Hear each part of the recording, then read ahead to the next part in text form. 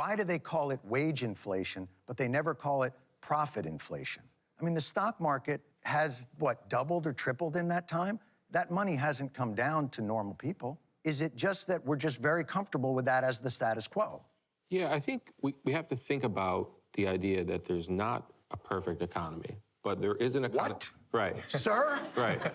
But there are a series of choices that we make, and they have results. And there's a real trade-off between what's good for capital and what's good for labor. You could argue over the course of... And when does the what's good for labor part kick in? Yeah, I think that's the real difficulty, is that the decisions we do make over and over again tend to be better for capital than they are for working people. When we talk about raising interest rates, whether that's needed or not, we know that there are downside impacts. The downside impacts is that economic growth is reduced. People lose their jobs. Those people who lose their jobs are at the lower end of the economic spectrum.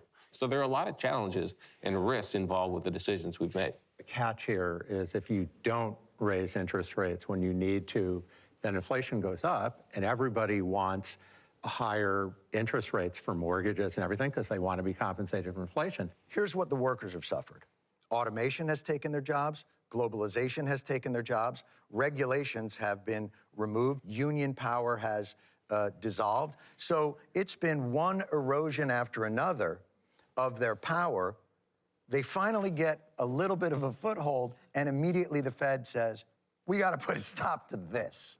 Yeah, I mean, the inflation hawks, we may not be giving them enough credit. I mean, I think the viewpoint is much more dangerous than just their cures for inflation, right? Their diagnosis is also a problem. The prescription is obliterate the labor market. We don't want that.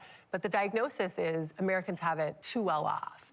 And that means nothing else. And that's driving, and then they're going to want more, and we can't have that. Right, and these are the same folks who are going to oppose student debt cancellation because we can't put another dollar in Americans' pockets because, oh no, that will increase inflation. Is a permanent underclass a necessity for American capitalism? Well, it didn't used to be. I mean, there used to be a lot of rotation. Well, we were able to change that, weren't we?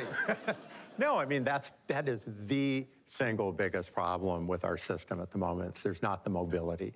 The Horatio Alger story, if that means anything to this generation. It used to be, It doesn't even mean anything to my generation. No, it used to be, you're born in poverty and you work hard and you're enterprising and you pull yourself up. And that's possible, but it gets harder and harder. And that's part of the reason that Americans were tolerating such high levels of inequality and such high levels of persistent inequality, was the idea, okay, fine, we're okay with a few rich people as long as everybody has their shot at making it. But over the last few decades, it's become really clear that economic opportunity in this country is highly concentrated. I mean, where the stork drops you in the United States matters, what race you are, where you're born. By the way, a brilliant economist, but that's not actually how babies... Oh, forget it. We're not...